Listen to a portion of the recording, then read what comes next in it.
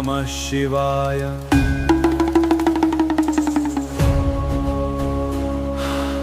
ओम नमः शिवाय।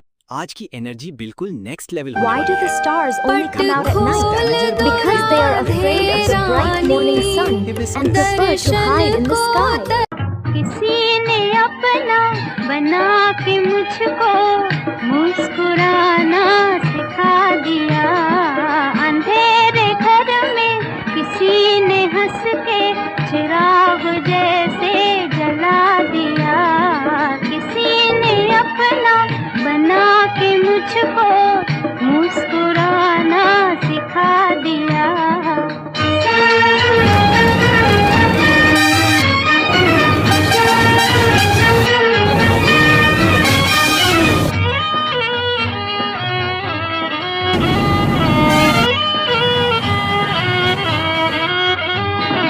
शर्म के मारे मैं कुछ न बोली।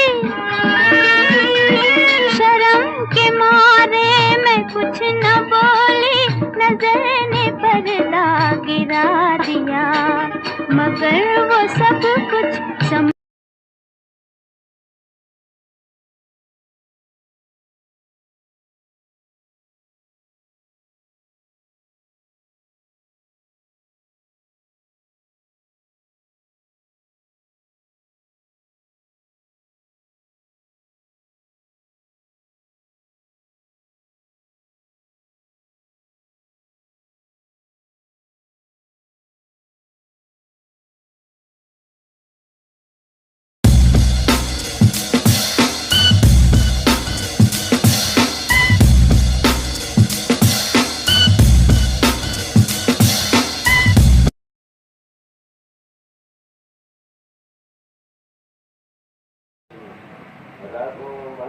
सिंह कर सहज स्वभाव।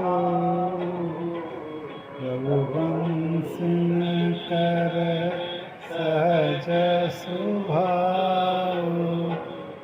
मुकुपंथ पंगु धरई न काऊ।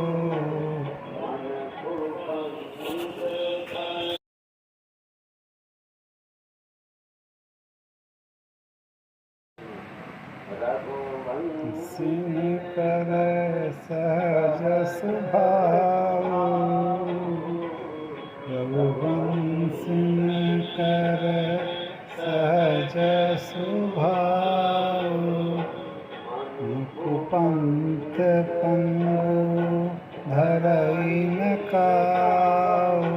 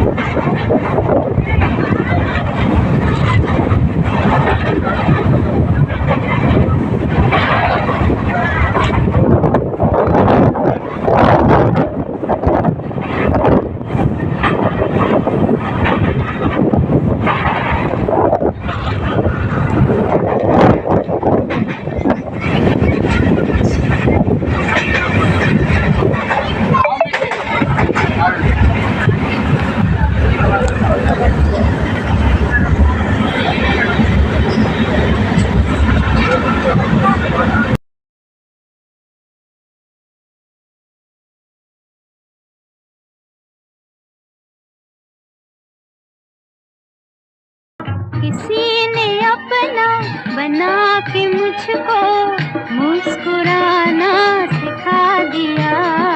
अंधेरे घर में किसी ने हंस के चिराग जैसे जला दिया।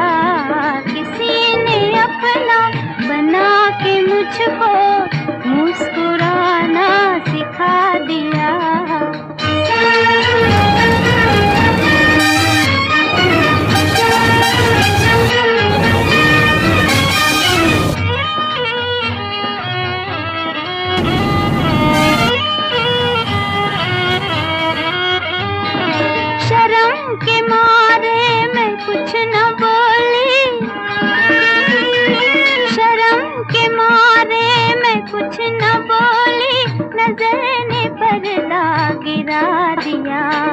मगर वो सब कुछ तुम्ही विराजे हो देव घर में, तुम्हारे डमरू पे नाच काशी, रमे हो उज्जैन में भी तुम ही, रमे हो उज्जैन में भी तुम ही, है भक्त कहते अलख निरंजन।